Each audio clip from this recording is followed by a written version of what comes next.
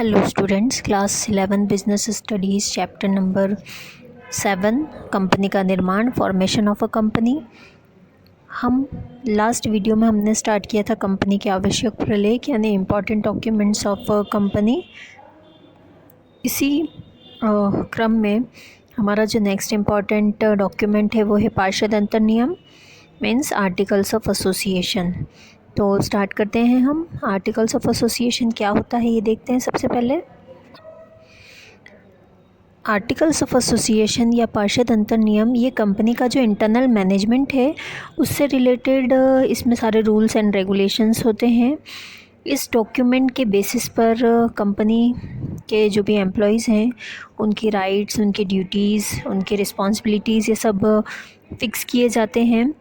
Shares को issue करने से रिलेटेड, उनको ट्रांसफ़र करने से रिलेटेड रूल्स भी इस डॉक्यूमेंट में प्रोवाइडेड रहते हैं। कंपनी की मीटिंग किस टाइप से होगी, कब होगी, ये सब भी, इन सब से रिलेटेड जो मैटर्स हैं वो भी आर्टिकल्स ऑफ एसोसिएशन में रिकॉर्डेड होते हैं। ओके, बाई चांस अगर कोई कंपनी चाहे कि वो आर्टिकल्स ऑफ एसोसिएशन क्रिएट ना करे तो इन दैट कंडीशन ये कंपलसरी नहीं है कि आर्टिकल्स ऑफ एसोसिएशन बनाना ही पड़ेगा। इसके अगर कोई कंपनी आर्टिकल्स ऑफ एसोसिएशन नहीं प्रिपेयर करती है तो उस कंडीशन में कंपनीज़ एक्ट में एक टेबल दिया हुआ है जिसे बोलते हैं सारणी ए या टेबल ए। उस टेबल ए में जो भी रूल्स एंड रेगुलेशंस डिसाइडेड हैं वो रूल्स एंड रेगुलेशंस कंपनी के ऊपर इनेक्ट होते हैं। ओके, आर्टिकल्स ऑफ एसोसिएशन पे भी उन सभी पर्सन्स के साइन होने कंपलसरी है जिन्होंने मेमोरेंडम ऑफ एसोसिएशन पर साइन किए हैं। Okay, if we talk about any definition तो मैं आपको पार्षद अंतर नियम की एक डेफिनेशन बता देती हूँ। कंपनी अधिनियम के अकॉर्डिंग अंतर नियम का आशय कंपनी के उन पार्षद अंतर नियमों से है जो प्रारंभ में बनाए गए हों या जिन्हें पहले के कंपनी अधिनियमों के अनुसार समय समय पर बदला गया हो। According to Companies Act, article means the articles of association of a company as originally framed or as altered from time to time in pursuance of this act. They include the regulations contained in Table A in Schedule 1 to the act in so far as they apply to the company. So simply हम ये बोल सकते हैं कि articles of association जो है वो company के वर्क ऑपरेशन के लिए क्रिएटेड इंटरनल रूल्स हैं जो कि कंपनी के मेंबर्स की राइट्स एंड ड्यूटीज़ को डिफ़ाइन करते हैं एंड जिसके अकॉर्डिंग कंपनी का इनकॉर्पोरेशन होता है और कंपनी का ऑपरेशन होता है। ओके, तो ये तो था meaning. Now we discuss characteristics of articles of association. Articles of association की कैरेक्टरिस्टिक्स इसके मीनिंग पर ही बेस्ड हैं। सो डिस्कस करते हैं हम। आर्टिकल्स ऑफ एसोसिएशन ये कंपनी के इंटरनल ऑर्गेनाइजेशन एंड मैनेजमेंट से रिलेटेड रूल्स को क्लियर करता है। इसे बनाना कंपलसरी नहीं होता है। If any company does not create articles of association, in that case companies act में जो सारणी अ यानी कि टेबल ए दिया हुआ है उसको यूज़ में लाया जाता है। ये जो आर्टिकल्स ऑफ एसोसिएशन है ये पैराग्राफ्स में एंड नंबर्ड वे में होता है, यानी आर्टिकल्स ऑफ एसोसिएशन का जो क्रिएशन है वो पैराग्राफ में किया जाता है और साथ ही साथ नंबरिंग भी की जाती है। देन आर्टिकल्स ऑफ एसोसिएशन जो है ये companies act and memorandum of association के थ्रू डायरेक्टेड होता है, यानी उसी अकॉर्डिंग इसे भी प्रिपेयर किया जाता है। इसमें अल्टरेशन काफ़ी इजी होता है, यानी अगर मेमोरेंडम ऑफ एसोसिएशन की बात करें तो उसके कंपैरिजन में आर्टिकल्स ऑफ एसोसिएशन में चेंजेस करना ईजियर होता है। ये कंपनी का सेकंड मोस्ट इम्पॉर्टेंट डॉक्यूमेंट है। जिन पर्सन्स ने मेमोरेंडम ऑफ एसोसिएशन पे साइन किए हैं उन्हीं सब पर्सन्स की साइन इस डॉक्यूमेंट पे भी होना कंपलसरी रहती है। ओके, तो ये सब तो थे characteristics of articles of association. Next जो टॉपिक है हमारा दैट इज़ अंतर नियम में दी जाने वाली बातें या contents of the articles of association. अब articles of association obviously it defines the internal organisation and management of company. So इसमें काफ़ी सारी चीज़ों को इंक्लूड किया जाता है। इन शॉर्ट अगर हम कंटेंट देखें कि क्या क्या चीज़ें हो सकती हैं, वो सब हम देख लेते हैं एक बार। सो आर्टिकल्स ऑफ एसोसिएशन में different types of shares and shareholders, उनके राइट्स, इसका डिस्क्रिप्शन होता है।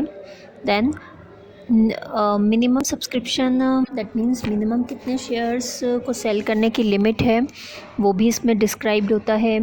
कॉल्स ऑन शेयर्स, यानी शेयर्स पे कितनी कॉल रहेंगे, कब मंगवाए जाएंगे, इससे रिलेटेड इंफॉर्मेशन भी इसमें रिकॉर्डेड रहती है।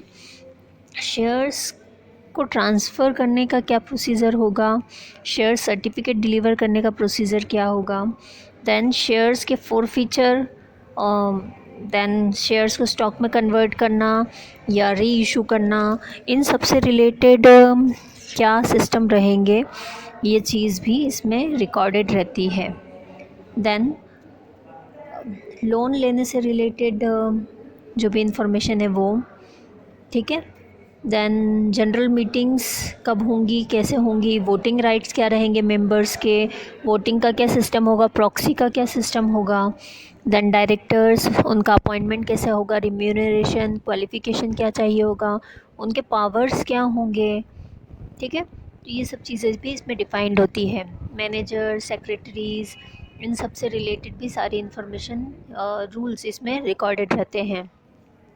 देन डिविडेंड रिजर्व्स, इनसे रिलेटेड इंफॉर्मेशन, अंडर राइटर्स को क्या कमीशन और किस रेट पे प्रोवाइड किया जाएगा, अकाउंट्स, ऑडिटिंग, बोरोइंग पावर्स, ये सब कैसे क्या रहेंगे, प्रॉफिट का कैपिटलाइजेशन करना है तो उसके क्या रूल्स होंगे, कंपनी के अकाउंट्स के इंस्पेक्शन से रिलेटेड रूल्स, ठीक है। आर्बिट्रेशन यानी पंच फैसला जिसे हम बोलते हैं, बाई चांस कुछ प्रॉब्लम होती है तो वो किसके थ्रू सॉल्व होगा, वो डिसाइड करना। देन वैकेंट पोस्ट को फिलअप करने के लिए क्या सिस्टम रहेगा, एंड अगर कंपनी का वाइंड अप करना है तो वाइंड अप के क्या सिस्टम रहेगा, वो किस अकॉर्डिंग होगा। ये सब चीज़ें जो हैं ये आर्टिकल्स ऑफ एसोसिएशन में रिकॉर्ड। इसके अलावा भी कंपनीज अपने अकॉर्डिंग इसमें और रूल्स रेगुलेशंस ऐड कर सकती हैं। ओके, नेक्स्ट है इसके बाद अंतर नियमों में परिवर्तन, means alteration in the articles of association. अगर कोई कंपनी अपने आर्टिकल्स ऑफ एसोसिएशन में चेंजेस करना चाहती हैं तो वो एक स्पेशल प्रपोज़ल पास करके इजीली चेंजेस कर सकती है। ओके, हाँ, चेंज जो है वो companies act and memorandum of association के अकॉर्डिंग ही होना चाहिए, उसके अगेंस्ट नहीं। आर्टिकल्स ऑफ एसोसिएशन में चेंज करने के लिए गवर्नमेंट से परमिशन लेने की रिक्वायरमेंट नहीं रहती है। Okay, next and most important topic इस चैप्टर का, पार्षद सीमा नियम तथा अंतर नियम में अंतर, difference between the memorandum of association and the articles of association. Okay, तो ये एक मोस्ट इम्पॉर्टेंट टॉपिक है, ध्यान दीजिएगा। डिफरेंस का फर्स्ट पॉइंट है विषय सामग्री यानी subject matter. Memorandum of association जो है ये कंपनी के ऑब्जेक्ट्स एंड राइट्स को क्लियरिफाई करता है, इस्टेब्लिश करता है। एंड आर्टिकल्स ऑफ एसोसिएशन जो है वो इन्हीं ऑब्जेक्टिव्स एंड राइट्स को इनेक्ट करने के लिए जो रूल्स एंड रेगुलेशंस की रिक्वायरमेंट होती है उन्हें क्लियरिफाई करता है, उन्हें रिकॉर्ड करता है। ओके, यानी मेन कंपनी का जो ऑब्जेक्ट है, उसके जो राइट्स हैं वो मेमोरेंडम ऑफ एसोसिएशन के थ्रू डिसाइड होते हैं, एंड उन्हीं ऑब्जेक्ट्स को फुलफ़िल करने के लिए और उन्हीं राइट्स को प्रॉपरली इनेक्ट करने के लिए जिन रूल्स एंड रेगुलेशंस की रिक्वायरमेंट होती है वो आर्टिकल्स ऑफ एसोसिएशन के थ्रू डिफाइन होते हैं। सेकेंड पॉइंट है महत्व यानी importance. Memorandum of association is the main document of company, यानी सबसे मोस्ट मेन जो डॉक्यूमेंट है वो मेमोरेंडम ऑफ एसोसिएशन है। And articles of association is a subsidiary document, यानी ये सहायक प्रलेख है इम्पॉर्टेंट है बट मेमोरेंडम ऑफ एसोसिएशन से कम। नेक्स्ट पॉइंट है इसके बाद अनिवार्यता। तो डेफिनेटली कंपनी के लिए मेमोरेंडम ऑफ एसोसिएशन को क्रिएट करना कंपलसरी होता है, जबकि आर्टिकल्स ऑफ एसोसिएशन जो है इसे प्रिपेयर करना ओनली शेयर के थ्रू लिमिटेड कंपनियों के लिए कंपलसरी है। अदरवाइज़ बाकी कंपनीज़ जो हैं अगर by chance articles of association create नहीं करती तो उन्हें कंपनीज एक्ट में जो टेबल ए दिया हुआ है उसके रूल्स एंड रेगुलेशंस को फॉलो करना होता है। नेक्स्ट है इसके बाद सीमाएं या गवर्नेंस। मेमोरेंडम ऑफ एसोसिएशन जो है कंपनीज एक्ट के अकॉर्डिंग क्रिएट किया जाता है, उसी लिमिटेशंस में इसे क्रिएट करना पड़ता है। जबकि आर्टिकल्स ऑफ एसोसिएशन जो है ये companies act and memorandum of association दोनों के अंडर क्रिएट होता है, यानी उसकी लिमिटेशन क्या है, memorandum of association and companies act in दोनों के अंडर आर्टिकल्स ऑफ एसोसिएशन जो है वो क्रिएट होता है। नेक्स्ट पॉइंट है इसके बाद संबंध यानी relation. Memorandum of association company और कंपनी से रिलेटेड जो आउटसाइडर हैं उनके रिलेशन को कंट्रोल करता है, जबकि आर्टिकल्स ऑफ एसोसिएशन जो है ये कंपनी के अंदर शेयर होल्डर्स एंड जो अदर मेंबर्स हैं उनके बीच के रिलेशन को कंट्रोल करने का वर्क करता है। ओके, तो ये तो थे डिफरेंस। इसका एक और पॉइंट मैं आपको बता देती हूँ, प्रारूप यानी फॉर्म।